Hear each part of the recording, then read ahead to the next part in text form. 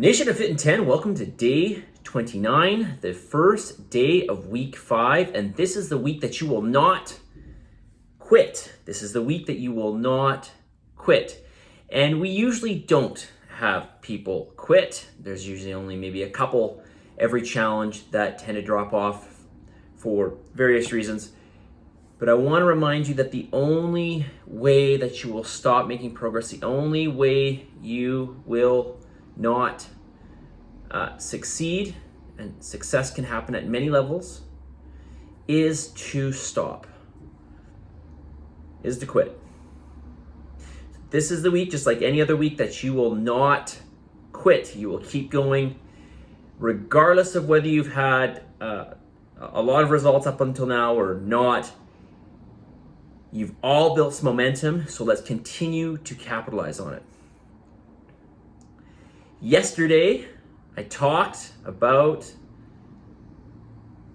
hydration and how this involves water and also salts.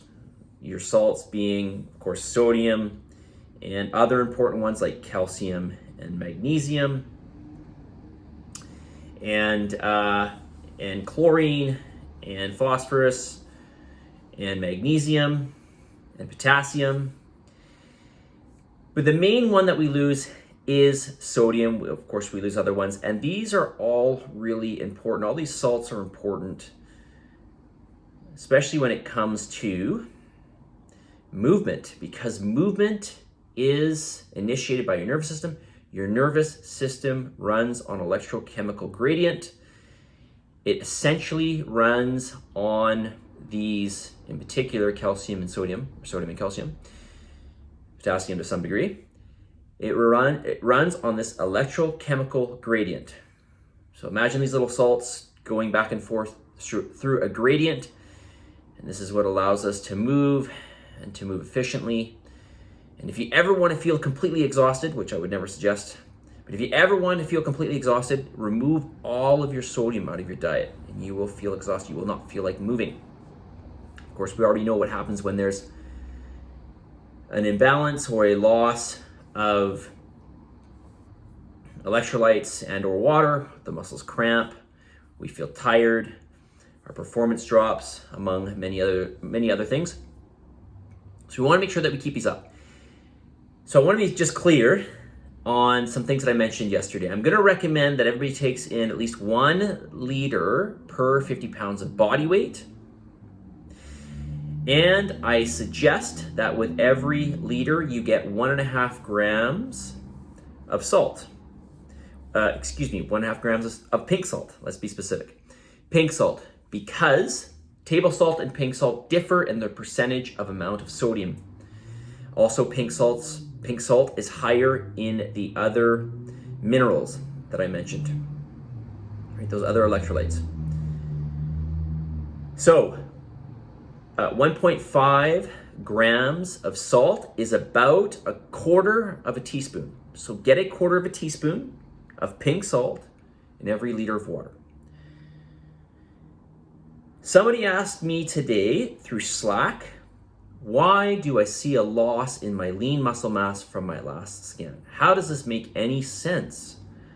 Why would I go from not working out and resistance training to doing it, follow a higher protein diet, and lose lean muscle mass? How does this make any sense?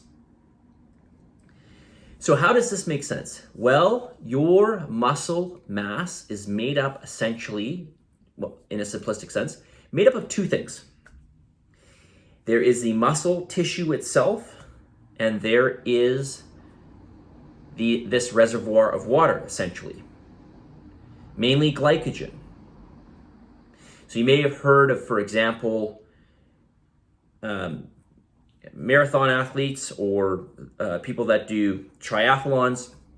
They do these long distance events and they will carbohydrate load, or maybe you've heard about bodybuilders carbohydrate loading.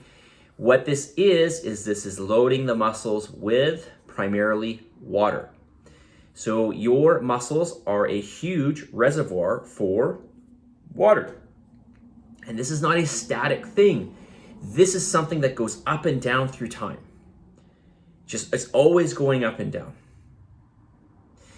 And when we do hard exercise in the gym, we deplete it. When we go through stressful times, we tend to deplete it. If we go through periods of lower carbohydrates, we deplete glycogen. If we do hard cardio, we deplete glycogen. There are so many things that will deplete the muscle of glycogen, and likewise things to resynthesize or reload glycogen in the muscle. And this is why we see changes in muscle mass over time. Muscle mass will always be read with a certain level of variance. So I'm going to give you an analogy here. Imagine your muscle mass as a gas tank. And when you build muscle tissue, you are adding, let's say, steel to your gas tank. So your gas tank is essentially gaining more mass by adding more steel to the tank. Let's just for argument's sake, for the sake of comparing, let's assume that we are thickening or we are adding steel to the gas tank itself. So the tank is becoming, let's say, thicker with steel.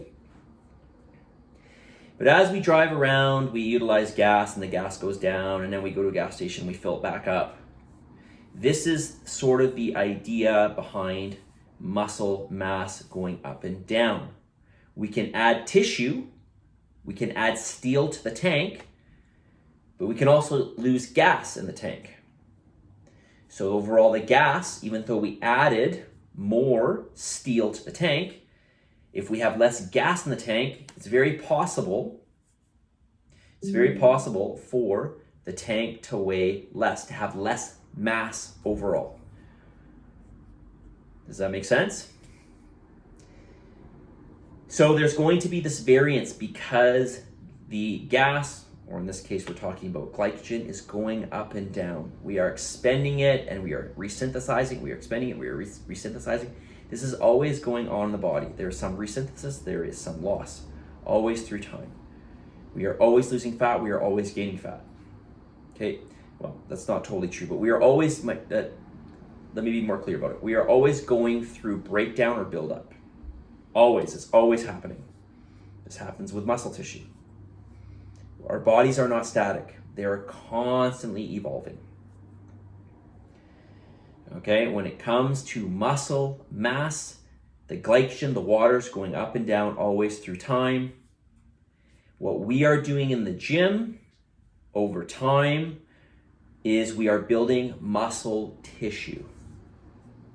The muscle tissue is building, but the water will go up and down. So there will always be variance in your muscle mass reading, okay? All right, let's get the message of the day on this day 29 before we head into the 30s, head towards that halfway point of the challenge.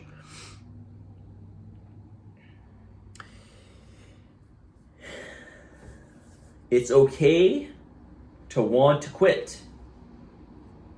It's totally fine. It's totally fine if you want to quit. Just so long as you don't, okay? Totally fine if you feel like you want to quit, just don't. Just don't quit. Think about it? Sure. Just don't do it, okay? The only way you will, as I said earlier, the only way, I'm not sure what's making that weird sound. It's coming from downstairs. The only way that you will stop making progress is to quit. That's the only way. But I can promise you, if you keep trying, especially if you keep raising the bar over the weeks, however small that raise is, you will make more and more progress. But remember, we need to be consistent. We need to be consistent every day. If you fall down, if you trip, if you make mistakes, if you slip up on your diet, if you miss a workout, move on, move forward, and focus on continuing to do better, okay? Set those benchmarks every week. Find something that you need to improve upon. Be honest with yourself too. Be honest with yourself. All right, positive energy, positive vibes, believe in yourself, and for the love of God, give some gratitude, and I will talk to you all tomorrow.